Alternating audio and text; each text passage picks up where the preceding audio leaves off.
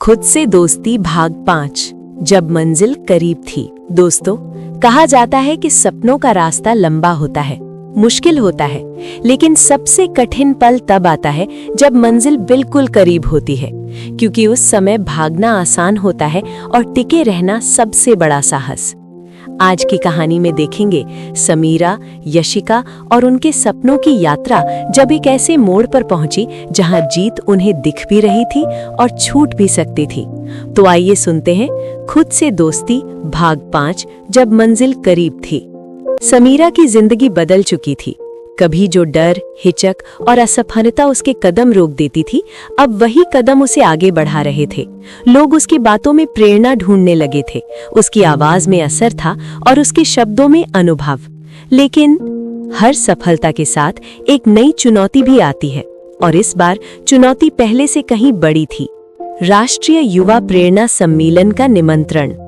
एक सुबह समीरा ने अपना ईमेल खोला। वहां एक संदेश था, राष्ट्रीय युवा प्रेरणा सम्मेलन, मुख्य वक्ता के रूप में आपका चयन। उसके हाथ कांप गए, सांस रुक सी गई। ये वही मंच था जहां बोलना उसका बचपन का सपना था, वही मंच जहां तक पहुंचने के लिए उसने हर रात मेहनत की थी, जहां खड़े होकर लोग देश भर के युवाओं को प्रेरित करते थे। समीरा खुश भी थी और डर भी।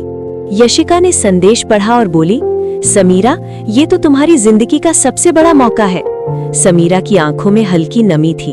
वो बोली, हाँ, लेकिन ये जगह बहुत बड़ी है, बहुत लोग होंगे, क्या मैं सच में कर पाऊंगी? यशिका ने हंसते हुए कहा, डर? फिर से?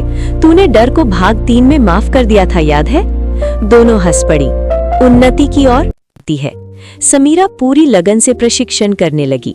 बोलने का अभ्यास, मंच पर चलने की शैली, सांस पर नियंत्रण, भाषण के भाव, शब्दों की गहराई।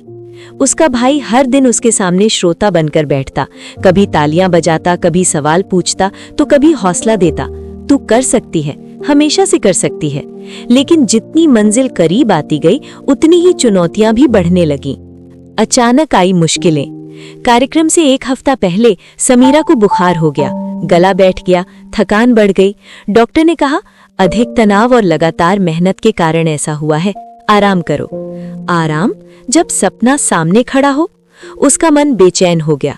उसे लगा कि वो मौका हाथ से निकल जाएगा। यशिका उसे देखकर बोली, अगर तू टूट गई तो सपनों को कौन थामेगा? भाई ने उसके कंधे पर हाथ रखकर कहा, समीरा, तूने यहाँ तक पहुँचने के लिए बहुत संघर्ष किया है। तू हार मानना चाहती है या फिर आखिरी कदम भी उठाना चाहती है? वो चुप रही, आंखें नम थी, लेकिन मन में एक आवाज आई, मंजिल करीब है, हारने का ये समय नहीं। फिर से उठना। समीरा ने दवा ली, पूरा आराम किया।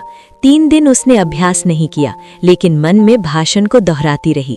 फिर धीरे धीरे उसकी तबीयत सुधरने लगी, गला ठीक हुआ, ऊर्जा वापस आई, और अब वो पहले से ज्यादा मजबूत थी। उसने आईने में खुद को देखकर कहा, समीरा, अब तू नहीं रुकेगी। सम्मेलन का दिन। हॉल में हजारों लोग बैठे थे।